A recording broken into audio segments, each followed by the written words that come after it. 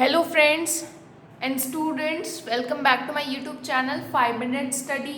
So last के 2 sessions में हमने ट्रिग्नोमेट्री के शॉर्ट ट्रिक्स और उनके शॉर्ट ट्रिकिंग फॉर्मूलेस को कंप्लीट किया है।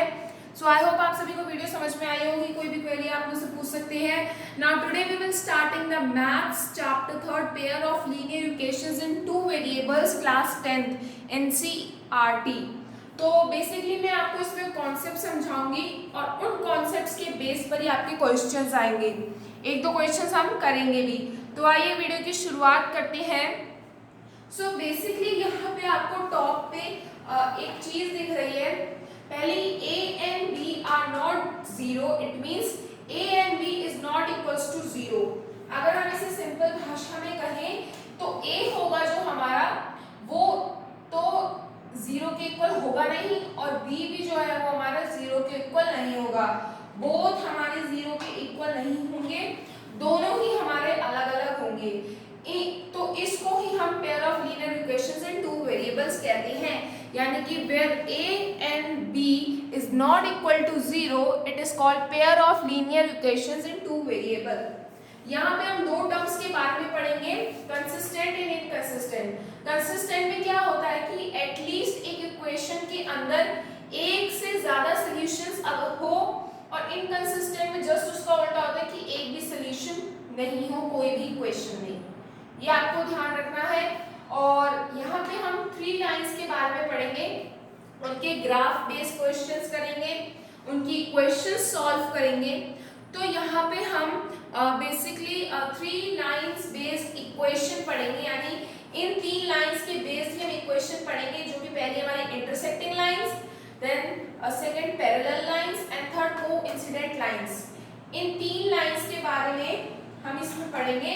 ये जो हमारी ये 3 लाइंस हैं इनके बारे में हम पढ़ेंगे। तो पहले हम ये पढ़ लेंगे कि किस पॉइंट पे ये इनकी ग्राफिकल रिप्रेजेंटेशन होगी, इनका एल्जेब्रिक इंटरप्रिटेशन कैसा होगा और इनको किन रेशों से कंपेयर किए जाएंगे, इनके बारे में हम पढ़ लेते हैं। तो बेसिकली आपकी बुक की पेज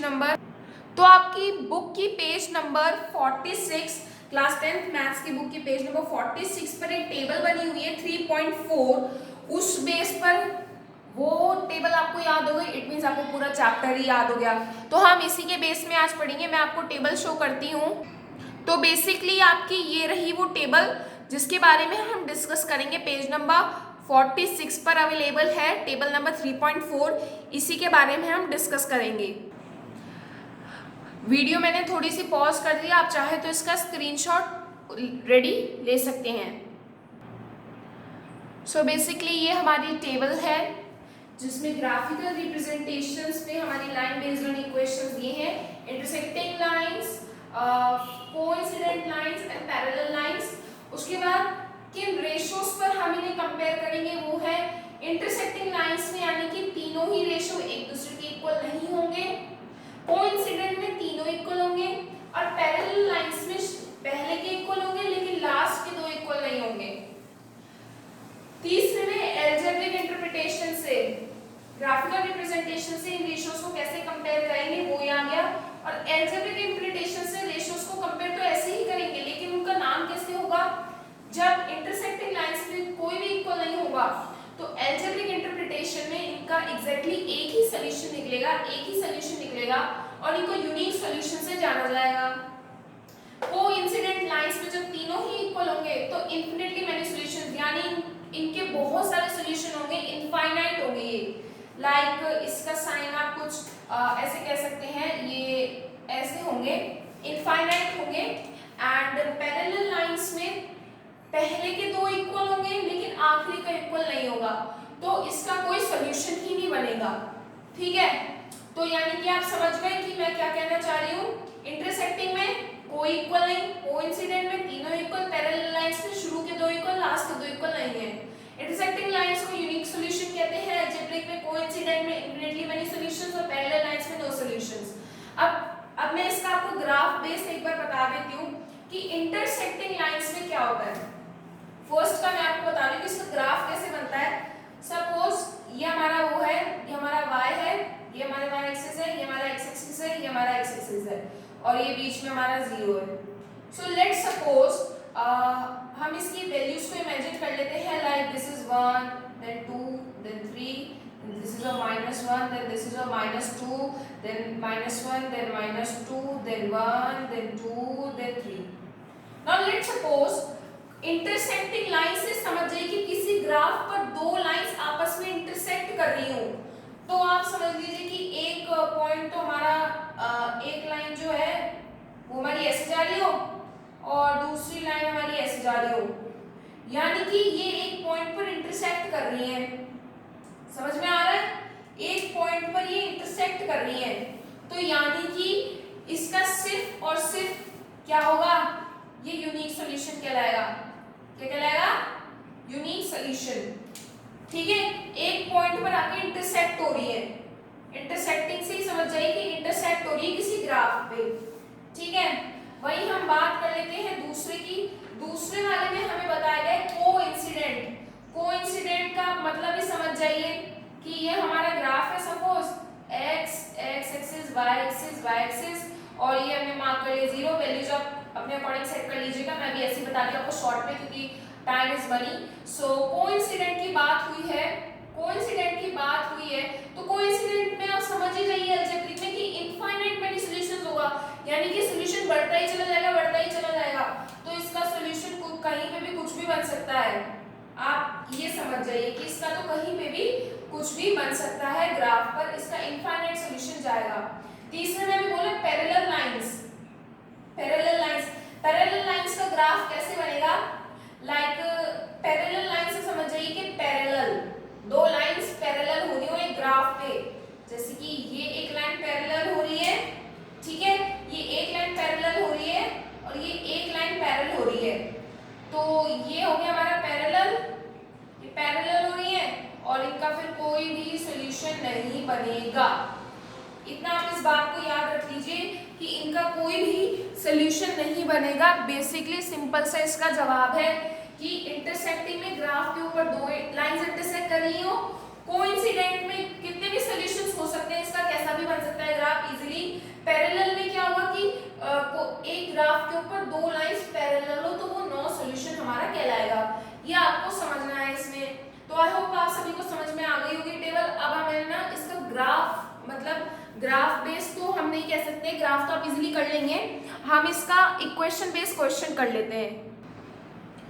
तो सबसे पहले हम इंटरसेक्टिंग लाइंस की इक्वेशन को बनाते हैं। तो आप कोई भी इक्वेशन ले सकते हैं, लाइक यहाँ पे मैं इक्वेशन ले रही हूँ x upon x minus 2y minus 0 equals to 0, और दूसरी इक्वेशन में ले रही हूँ 20 minus 4y minus 10 equals to 0।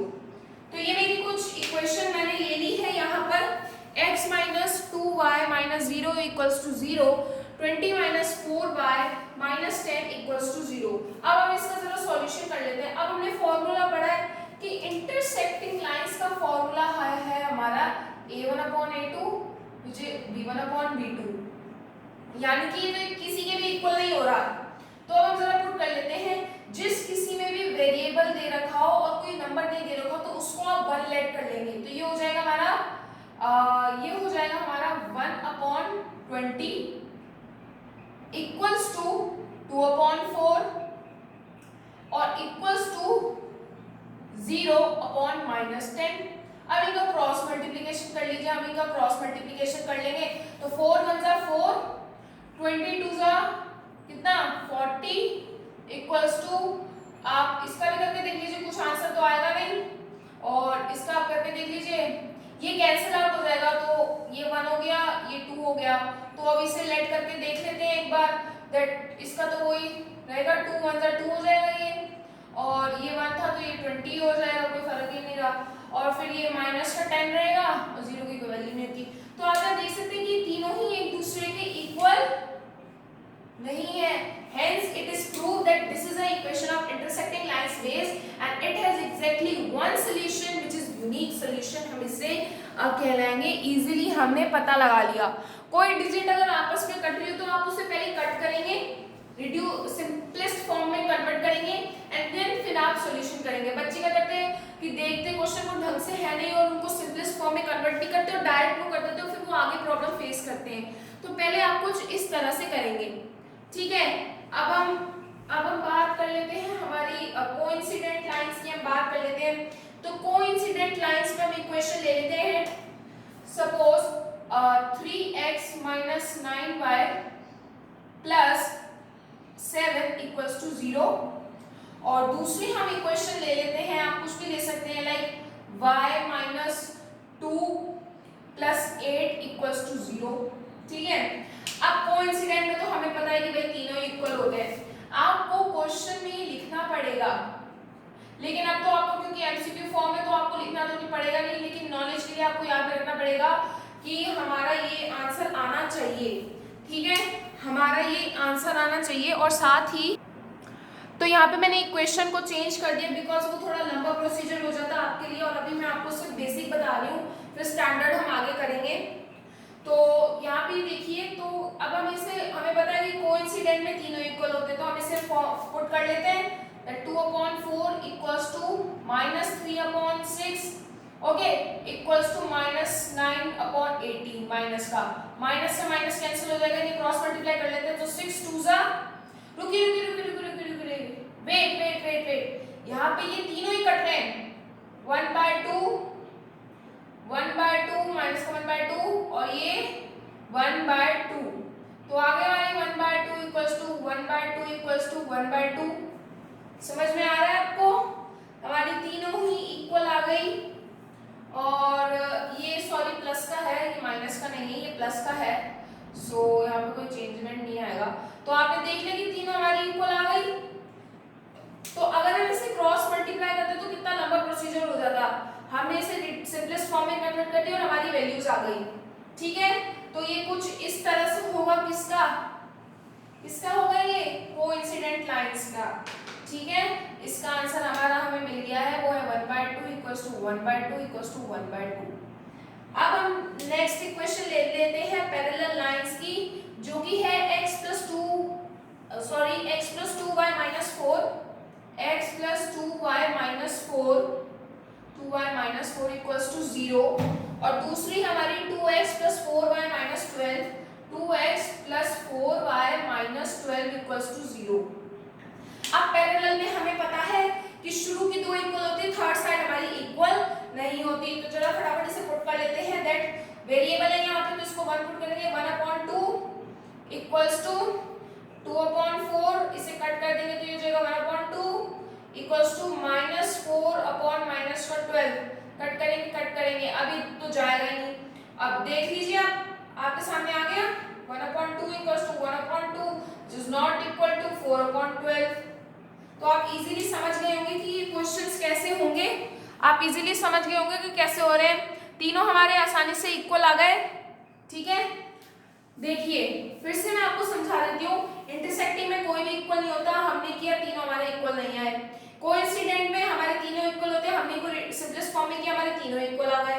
Parallel में हमारे शुरू के दो इक्वल होते हैं, लास्ट के दो इक्वल नहीं होते, तो हमने किया रिड्यूस फॉर्म में इसको, तो हमारे दो इक्वल आ गए और ये वाला इक्वल हमारा नहीं आया। तो ये था हमारा इंटरसेक्टिंग लाइंस, कोइंसिडेंट और पैरेलल लाइंस। अब मैंने आपको ये तो बता दिया। अब इस चैप्टर में एक चीज और है, एलिमिनेशन मेथड और सब्स्टिट्यूशन मेथड, वो हम नेक्स्ट वीडियो में करेंगे। ये वीडियो काफी लंबी हो गई है, सो आप इसे वीडियो को देखिए, इसे समझिए। इसके क्वेश्चंस मैं आपको कल और करा दूंगी थोड़े बहुत, और फिर हम इसे कंटिन्यू करेंगे। Okay, so still then stay tune and subscribe करना मत भूलना, लाइक कर देना, शेयर कर देना सभी फ्रेंड्स को और अपने आसपास के फ्रेंड्स को करना, ताकि वो भी ये टर्म 1 की वीडियो देख सके और नॉलेज ले सके। आपकी कोई भी क्वेरी आप मुझसे कमेंट सेक्शन में पूछ सकते हैं। Till then thank you very much and stay tune for next video.